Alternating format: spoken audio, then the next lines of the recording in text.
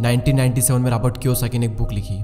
इस बुक ने आते ही मार्केट में धूम मचा दी और बन गई एक best selling book. Robert Kiyosaki के दो पिता थे, एक तो उनके रियल फादर जिन्हें वे पुअर डैड कहा करते थे यानी गरीब पिता, और उनके फ्रेंड माइक के पिता को वो अपना मुंह बोला पिता मानते हैं और उन्हें वे कहते हैं रिच डैड। उनके जो रियल फादर है वो काफी पढ़े लिखे हैं, वो एक कॉलेज में प्रोफेसर है, लेकिन उनकी पूरी जिंदगी में पैसों को लेकर बहुत ही ज्यादा स्ट्रगल रहा और यही वजह है कि रॉबर्ट उन्हें पुअर डैड कहते हैं। और वहीं दूसरी ओर इनके जो मुंह बोले पिता हैं वो कम पढ़े लिखे हैं, लेकिन फिर भी वो एक बहुत बड़े बिजनेसमैन है और एक कामयाब इंसान है, और इसी वजह से रॉबर्ट उन्हें कहते हैं रिच डैड। रॉबर्ट कियोसाकी अपनी book rich dad poor dad में बताते हैं कि जब वे 9 साल के थे तो स्कूल में दूसरे अमीर बच्चों को देखकर उनके मन में भी अमीर बनने की तमन्ना होती थी, और इसीलिए एक दिन उन्होंने अपने पुअर डैड से पूछा कि अमीर कैसे बना जा सकता है। लेकिन उनके जो रियल फादर थे पुअर डैड, उनके पास इसका कोई जवाब नहीं था, और उन्होंने कहा कि तुम अपने दोस्त माइक के पिता से इसका जवाब पूछो, क्योंकि वो तुम्हें इस सवाल का जवाब अच्छी तरह से दे सकते हैं। और फिर रॉबर्ट अपने रिच डैड के पास जाते हैं और उनसे अपना सवाल पूछते हैं, और वहीं से रॉबर्ट की फाइनेंशियल एजुकेशन का एक बहुत ही महत्वपूर्ण सिलसिला शुरू होता है। उनके रिच डैड उन्हें लाइफ की डिफरेंट स्टेजेस पर अमीर बनने के लिए और हमेशा अमीर बने रहने के लिए कुछ इंपॉर्टेंट लेसन बताते हैं। और इसी के साथ इस बुक में वो कई सारी चीजें बताते हैं, जैसे कि पैसों को किस तरह से मेंटेन करना चाहिए, पैसों को काम पर कैसे लगाएं, और ऐसी कौन सी गलतियां हैं जिसकी वजह से गरीब हमेशा गरीब ही रहता है। और इसके अलावा वो बताते हैं कि अगर गरीब इंसान भी इसमें बताई हुई बातों को फॉलो करे तो वो भी जल्दी से अमीर बन सकता है। तो अब हम बात करते हैं उन इम्पोर्टेंट लेसन के बारे में। तो नंबर 1 यहाँ पर आता है कि अमीर लोग कभी भी पैसों के लिए काम नहीं करते। जनरली लोग अमीर बनने के लिए बहुत ही ज़्यादा मेहनत करते हैं। उनकी कोशिश ये होती है कि उन्हें एक ऐसी नौकरी मिल जाए जिससे कि हर महीने उन्हें अच्छी सैलरी मिलती रहे, और नौकरी मिलने के बाद वो पूरी डेडिकेशन और मेहनत के साथ अपनी जॉब पर जाते हैं, और इसी के साथ वो ऐसे ट्रैप में फंस जाते हैं जहाँ से वो कभी निकल ही नहीं पाते हैं। और कई सारे लोग इस तरह से अमीर बनने के लालच में एक रेट रेस का हिस्सा बन जाते हैं। उन्हें पता होता है कि महीने के एंड में सैलरी मिलने वाली है, और इसी वजह से वो लोन पर बड़ा घर लेते हैं, गाड़ी खरीदते हैं, क्रेडिट कार्ड से महंगी महंगी चीज़ें खरीद लेते हैं, और फंस जाते हैं एक ऐसे ट्रैप में जहाँ से निकलना बहुत मुश्किल हो जाता है। क्योंकि आपने जो चीज़ें लोन पर ली है आपको उनका लोन भी पे करना है, और उस लोन को पे करने के लिए आपको कई सालों तक नौकरी करनी पड़ेगी, और आपकी नौकरी से जो भी अमाउंट आएगा उसमें से मैक्सिमम अमाउंट आपको लोन पे करने में ही चला जाएगा। और इसी तरह से कई सारे लोगों की जिंदगी लोन पे करने में और नौकरी करने में ही निकल जाती है। अब सवाल ये आता है कि पैसों के लिए काम ना करें तो क्या करें। अमीर लोग जो होते हैं वो पैसों के लिए काम नहीं करते, वो कुछ ऐसा करते हैं जिसकी वजह से पैसा उनके लिए काम करता है। और वो क्या ऐसा करते हैं, इसका जवाब आपको आने वाले कुछ पॉइंट्स में मिल ही जाएगा। लेसन नंबर 2, लोगों को फाइनेंशियल एजुकेशन सिखाना क्यों ज़रूरी है।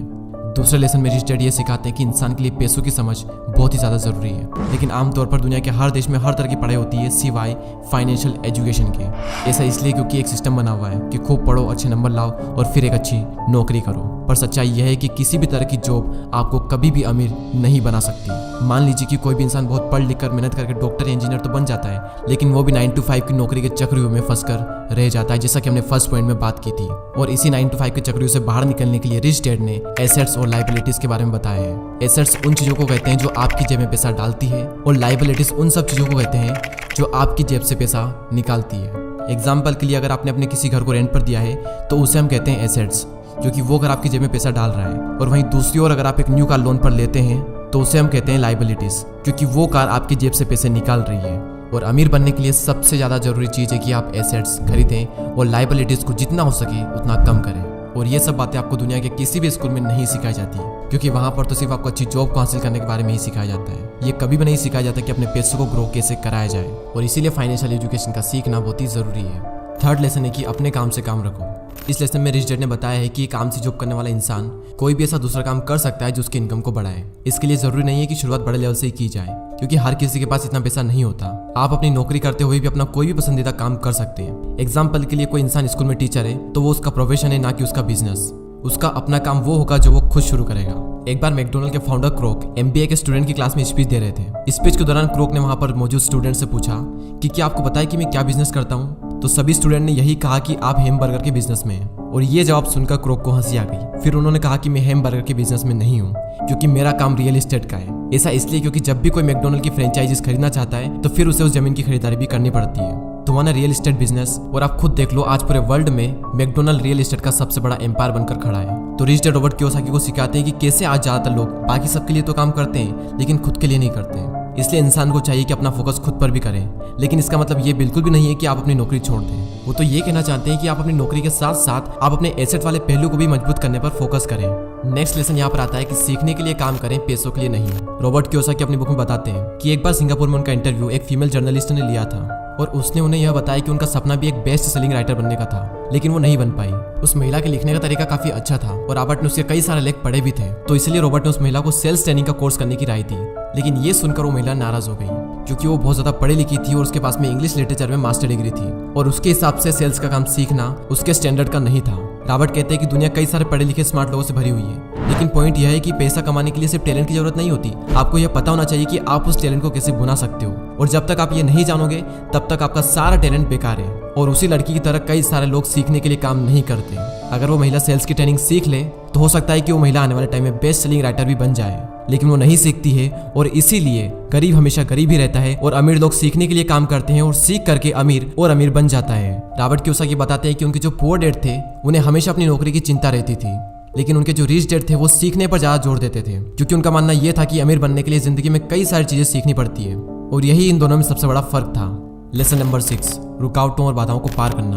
रॉबर्ट कियोसाकी अपनी बुक में यह भी बताते हैं कि कई सारे लोगों को पैसे की समझ तो होती है, लेकिन फिर भी उनके रास्ते में कई सारी ऐसी रुकावटें और बाधाएं आ जाती है जिसकी वजह से वो अपने एसेट्स को ज्यादा बड़ा नहीं कर पाते। और रॉबर्ट ने 5 ऑब्स्टिकल बताए हैं। पहला है डर। दुनिया का कोई भी इंसान हो उसे पैसों का नुकसान तो बुरा लगता ही है। पैसे को गंवाने का डर अमीर को भी बहुत ज्यादा होता है, लेकिन प्रॉब्लम यह है कि पैसे का नुकसान होने के बाद उस कंडीशन से निपटा कैसे जाए। इंपॉर्टेंट ये है कि आप अपने फेलियर को किस तरह से लेते हो। अमीर और गरीब के बीच में सबसे बड़ा फर्क यही होता है कि वो अपनी असफलता का मुकाबला किस तरह से करते हैं। सेकंड जो ऑब्स्टिकल है वो है डाउट। पैसे को इन्वेस्ट करते समय हम सबके मन में डाउट होता है, जो कि हमें जाम कर देता है। हर किसी के मन में सवाल होता है कि अगर मेरा इन्वेस्ट किया हुआ पैसा डूब गया तो क्या होगा, अगर सब कुछ मेरे बनाए गए प्लान के हिसाब से ना हुआ तो। इस तरह के सवाल और डाउट से हम हमेशा डर जाते हैं और जिस भी काम को करने का सोचते हैं उसे शुरू ही नहीं कर पाते हैं, और इसी तरह से हजारों मौके हमारी आंखों के सामने से गुजर कर चले जाते हैं और हम देखते रह जाते हैं। तीसरा ऑब्स्टिकल है आलस, जो कि इंसान का सबसे बड़ा दुश्मन है और इंसान को कभी भी आगे नहीं बढ़ने देता।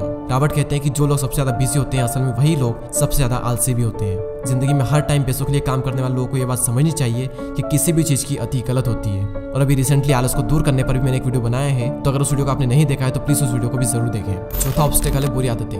रॉबर्ट कहते हैं कि अगर दो लोगों में कंपैरिजन किया जाए तो उनकी आदतों में बहुत ज्यादा फर्क होता है। साथ ही रॉबर्ट ये कहते हैं कि वो सबसे पहले खुद को पैसे देते हैं और इसी वजह से वो खुद को फाइनेंशियली और इमोशनली ज्यादा मजबूत महसूस करते हैं। उनके कहने का मतलब ये है कि हर महीने जब आपके पास में पैसे आते हैं तो सबसे पहले अपने सेविंग और इन्वेस्टमेंट के पैसों को अलग कर दें और उसके बाद अपने बिल्स वगैरह चुकाएं। तो अगर अमीर बनने की ख्वाहिश आपके मन में है तो ये आदत आपको डालनी ही पड़ेगी, भले ही हर महीने आपके पास कम ही पैसा क्यों ना आए। तो पहले खुद को पे करो और उसके बाद में दूसरे काम करो, और इससे आपके 2 फायदे होंगे। पहला तो आपका पैसा भी बढ़ेगा और दूसरा आपके सामने कमाई के कई सारे अवसर आएंगे और आप उनका फायदा भी उठा सकेंगे।